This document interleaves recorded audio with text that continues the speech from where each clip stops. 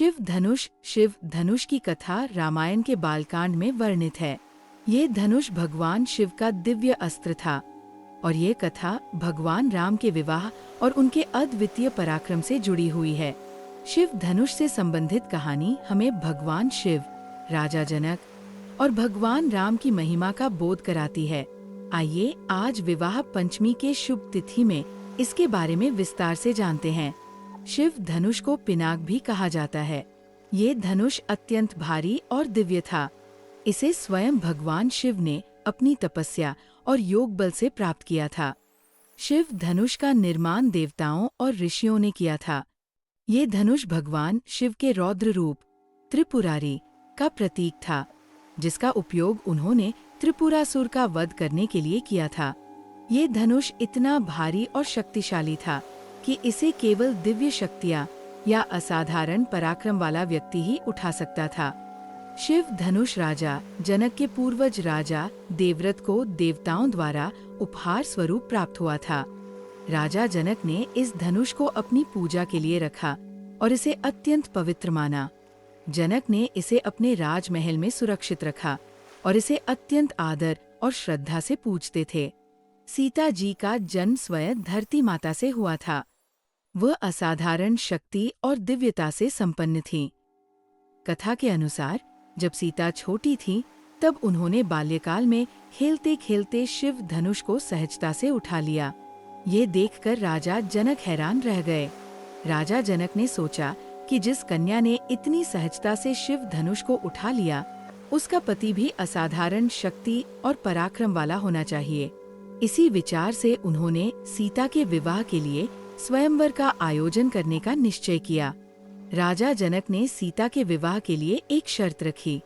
उन्होंने घोषणा की कि जो भी राजा या योद्धा शिव धनुष को उठाकर उसकी प्रत्यंचा चढ़ा देगा, वही सीता से विवाह करेगा। सीता स्वयंवर में देश विदेश के अनेक राजा आए, जिनमें कई पराक्रमी और बलशाली थे। सभी ने शिव धनुष को उठाने का प्रयास किया, लेकिन कोई भी उसे हिला तक नहीं सका। राजा जनक निराश हो गए और उन्होंने कहा, क्या पृथ्वी पर ऐसा कोई वीर नहीं है जो मेरी पुत्री का वरण कर सके?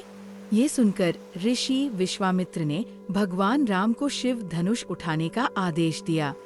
राम ने अपने गुरु विश्वामित्र की आज्ञा मानते हुए शिव धनुष को उठाने के लिए आगे बढ़े। उन्होंने धनुष को सहजता से उठाया, जैसे कोई बालक खेल खेल में किसी खिलौने को उठाता है। इसके बाद राम ने उसकी प्रत्यंचा चढ़ाने का प्रयास किया। प्रत्यंचा चढ़ाते समय धनुष टूट गया। धनुष टूटने की आवाज इतनी प्रचंड थी कि पूरी सभा हिल गई। ये देखकर राजा जनक और सभा में उपस्थित सभी लोग चकित रह गए। माता सीता ने तुरंत भगवान राम को वरमाला पहनाई और इस प्रकार उनका विवाह निश्चित हो गया। शिव धनुष के टूटने के बाद एक और महत्वपूर्ण घटना हुई। शिव धनुष भगवान शिव से संबंधित था और भगवान परशुराम शिव के महान भक्त थे। जब परशुराम को शिव धनुष टूटने की बात पता चली तो वो अत्यंत क्रोधित होकर स्वयंवर सभा में पहुँचे। परशुराम ने क्रोध में राम से पूछा कि उन्होंने शिव धनुष कैसे तोड़ा। राम ने अत्यंत विनम्रता और मर्यादा से परशुराम को उत्तर दिया।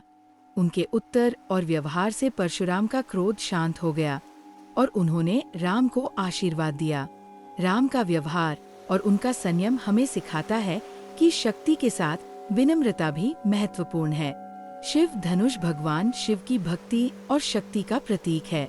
राम ने इसे सहजता से उठाकर ये सिद्ध किया कि सच्ची शक्ति वही है जो धर्म के मार्ग पर हो। सीता और शिव धनुष की कथा ये बताती है कि दिव्य व्यक्तियों का मिलन स्वयं सृष्टि की योजना का हिस्सा होता है।